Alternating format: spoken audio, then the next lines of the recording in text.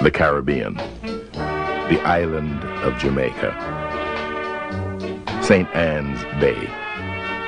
Not far from the beach where Columbus first landed on the island, Marcus Garvey was born August 17, 1887.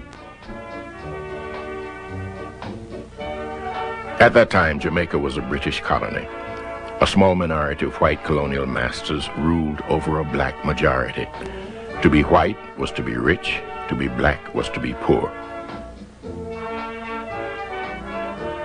Although slavery had been abolished more than 50 years before, the white man remained the master and the black man the servant as the 19th century came to a close.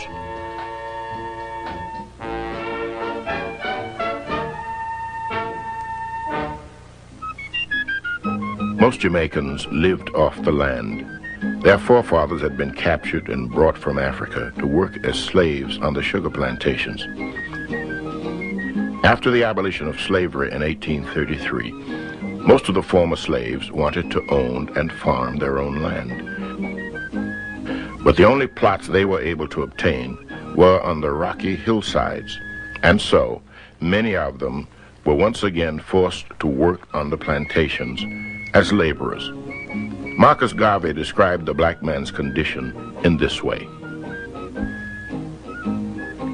In Jamaica, black men have no special advantages. You are slated to be a cowhand or laborer, a blacksmith or shoemaker. I looked at the system that man fixed for me, and I said, this does not suit me. But only a few thought along the same lines. Most Jamaicans did not question the rigid social hierarchy based on color and race. Without a protest, they carried their produce to be sold abroad for the benefit of Mother England. A few managed to move forward within the strict social order. They became tradesmen or skilled workers. St. Anne's Bay today. The small market town has a population of about 2,000, and its main source of income is agriculture and the pepper trade. There is not much tourism here, and the famous son, Marcus Garvey, has not yet been shamelessly exploited by his native town. Little has changed in St. Anne's Bay since Garvey was a child. Many of the old houses still stand, and people are still living in them. St. Anne's Bay was once a major port. Peppers were shipped from here all over the world.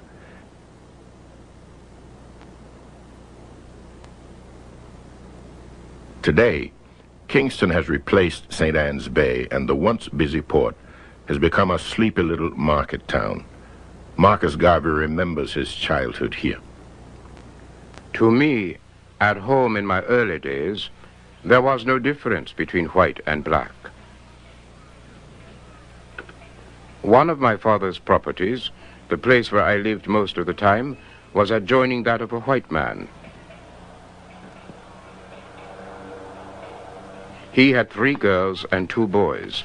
The Wesleyan minister, another white man whose church my parents attended, also had property adjoining ours. He had 3 girls and 1 boy. All of us were playmates. The little white girl whom I liked most knew no better than I did myself. We were 2 innocent fools who never dreamed of a race feeling and problem. At 14, my little white playmate and I were parted.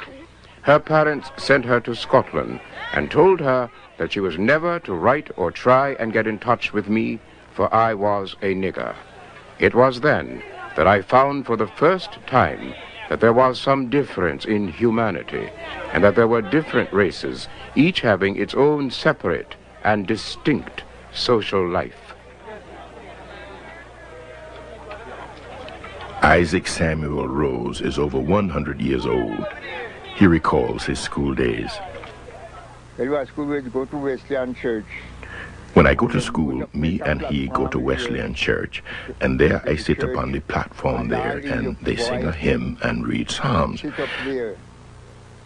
But the boys was rude boys, and they write a note and drop it to the girls, and the girls read them. They write and laugh. So the parson sent Marcus' father to keep the boys them in order. And he sit down, and the cool breeze take him, and he fall asleep with his mouth open. And the boys them make a cigar out of paper, and they light it, and they put it in his mouth. So Marcus was beside me, and I saw them laugh, so I turned around to look, and I touched Marcus to show him. So Marcus picked up Saunders and flung him down the staircase. Everybody looked up and thought Saunders dead.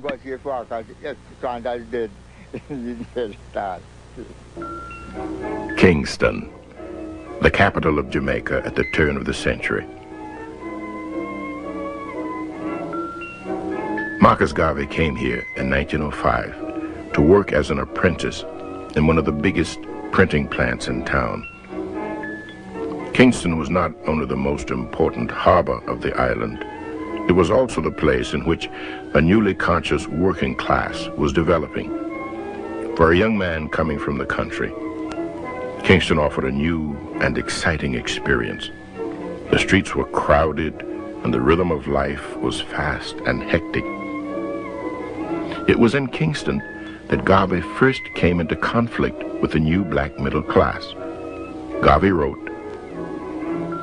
"Representative and educated Negroes have made the mistake of drawing and keeping themselves away from race, thinking that it is degrading and ignominious to identify themselves with the masses of the people who are still ignorant and backward, but who are crying out for true and conscientious leadership." In 1907, Garvey organized a printers' strike and lost his job. "I saw the injustice done to my race because it was black. I went traveling to South and Central America and parts of the West Indies, and I found the same situation. I set sail for Europe, and again I found the stumbling block, you are black. After I returned in 1914, I founded the UNIA, the Universal Negro Improvement Association." Monroe Scarlett, a former associate. What you would call a welfare cultural society. As Marcus Garvey said, it was necessary for people to work on their own behalf. Naturally, we were British subjects, but that didn't impair the fact that we were people of African descent. And it was necessary for the black man, and by black man that meant the people of African descent, you know what that covers, to have an interest in themselves and in the coming into being of the new day of Africa's renaissance. I never really knew there was so much color prejudice in Jamaica until I started the work of the UNIA. Men and women as black as I, and even more so, had believed themselves white under the West Indian order of society, and I had to decide whether to please my friends and be one of the black whites of Jamaica and be reasonably prosperous, or come out openly and defend and help improve and protect the integrity of the black medians and suffer. I decided to do the latter. In search of a wider field to realize his ideas, Marcus Garvey went to the United States in 1916. Harlem, New York, the United States of America.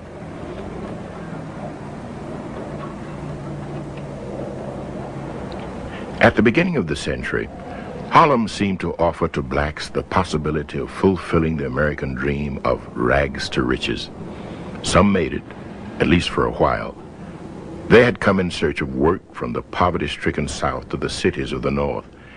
They were social refugees from the racial discrimination of the Deep South, from lynchings and pogroms. But already at the end of the First World War, disillusionment began to set in. The arms industry did not need to take on any new workers, and the white workers began to return from the battlefields. White immigrants began to pour in again from Europe to the promised land in the hope of making their fortune. The trade unions began to set up a color bar once again and refused to accept black workers. Racial discrimination spread in the North. Black workers received less pay than whites for the same job.